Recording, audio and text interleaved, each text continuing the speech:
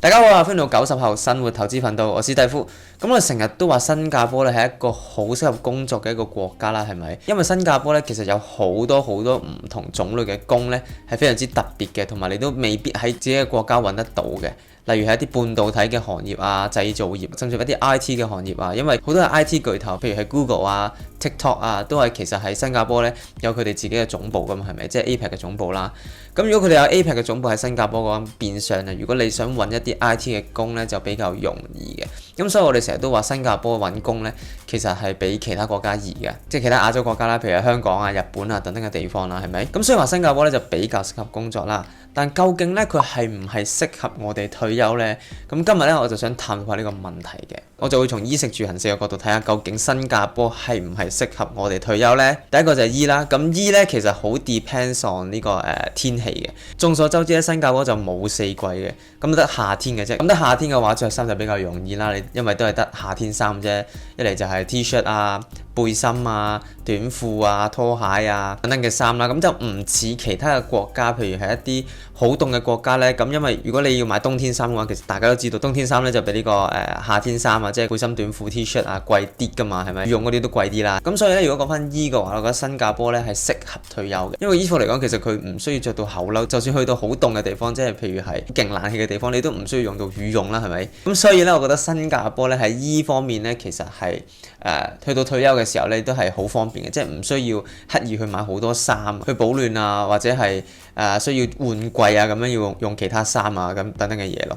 好啦，第二樣嘢我想講嘅呢就係食啦。咁食呢其實就有啲見仁見智嘅。咁點解呢？咁喺新加坡食嘢呢，其實你有比較多選擇啦，因為你可以揀 hawker centre，亦都可以揀呢個餐廳食嘢㗎嘛，係咪？咁喺香港咧就有啲唔同嘅。香港如果你要食嘢嘅話咧，咁通常咧你都係要揀餐廳㗎啦。差唔多90% 嘢食咧都係嚟自餐廳嘅。咁喺香港咧幾乎你係揾唔到呢個hawker centre 或者 food court 嘅。咁可能會揾到 food court 啦喺 shopping mall 裏邊。咁個價格就唔似 hawker centre 咁平啦。即係譬如你去 hawker centre 食個雞飯啦，可能依家3蚊啦，因為 inflation 啊嘛，係咪？但係如果你翻到香港食個雞飯啊，即係我當你海南雞飯啦，咁可能要60-70蚊啊，60-70蚊我諗就應該10零蚊港紙㗎。咁10零蚊港紙嘅話喺新加坡其實差唔多食到2-3餐㗎啦。咁所以如果你咁樣對比下去嘅話，你會發現咧新加坡咧就選擇比較多啦。咁at least 你有得揀食平啲，咁就可以慳啲錢啊嘛喺退休嘅時候。但喺香港基本上你係冇選擇嘅。所以如果喺呢個方面講嘅話咧，我覺得新加坡咧係比較合適退休嘅。咁講緊大城市啦，依家係。如果你講細城市或者鄉村地方，咁當然鄉村地方比較平啦。咁如果你可以去到鄉村地方退休咁，當然更加好啦。咁我呢度咧就唔係話新加坡嘅嘢食特別平，即係 hawker centre 嘅嘢食平嘅啫。好啦，講到住啦，住咧新加坡嘅住屋咧其實睇下你一個咩人啦。咁如果你係一個 PR 單身嘅 PR 而冇買到 HDB 嘅話咧，咁你可能真係需要自己揞錢去買 condo 啊等等嘅嘢。咁當然呢個位咧就會好貴啦。當你係一個 PR 跟住你冇買到樓啦，咁其實租咧喺新加坡咧就越嚟越升得快嘅。咁同香港比嘅話咧，其實我覺得兩邊咧都係差唔多貴嘅啫。依家差唔多貴嘅時候咧，咁我就覺得新加坡咧就未必係一個比較適合退休嘅地方啦。因為喺退休嘅時候，假設你冇 HDB， 假設你冇 condo 啦，即係咩屋都冇啦，係咪？如果你喺新加坡度退休嘅話，其實住屋嘅成本咧真係非常之大㗎。可能你佔咗你成個月嘅一啲支出嘅一半咁滯嘅。其實就呢個價格而論咧，喺住方面咧，我覺得新加坡咧就未必適合退休嘅。但係如果你講到住嘅環境啊，即係比起香港嘅話咧，我覺得新加坡咧就比較有優勢嘅。點解咧？因為佢有比較多嘅一啲綠化嘅一啲地方啦，即係你譬如見到 HDB 出邊已經有一個好大嘅草地啊等等嘅地方咁樣啦。咁相較之下咧，香港咧就比較逼嘅。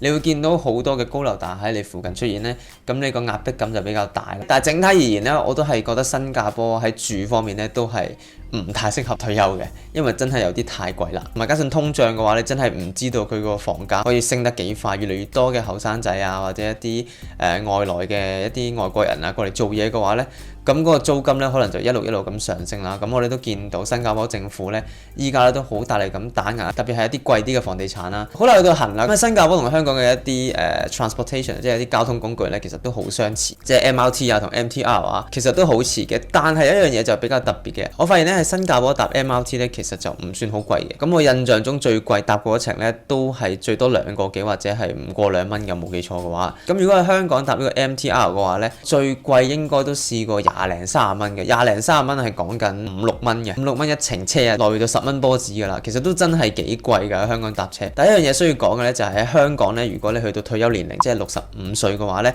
你咧係有呢個2蚊嘅乘車優惠嘅。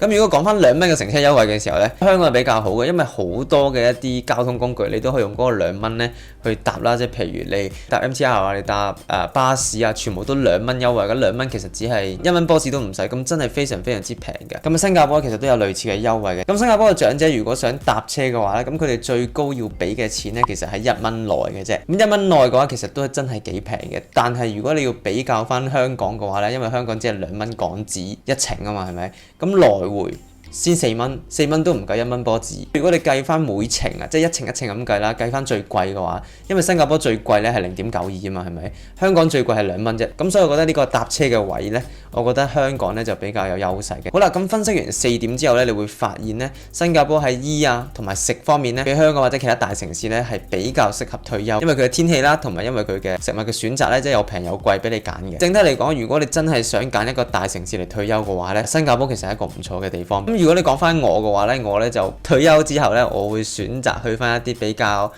一啲 small town 啊，即係一啲細嘅城市啊，甚至乎一啲比較鄉郊嘅地方退休咧，我覺得會比較適合我嘅。好啦，今日影片就嚟到呢度啦，唔知大家覺得新加坡咧係咪一個適合退休嘅地方咧？都可以 comment 話俾我聽嘅。最後，中意呢片嘅朋友咧，記得 share、like 同埋 subscribe 我哋嘅 channel 啦。我哋下次見，拜拜。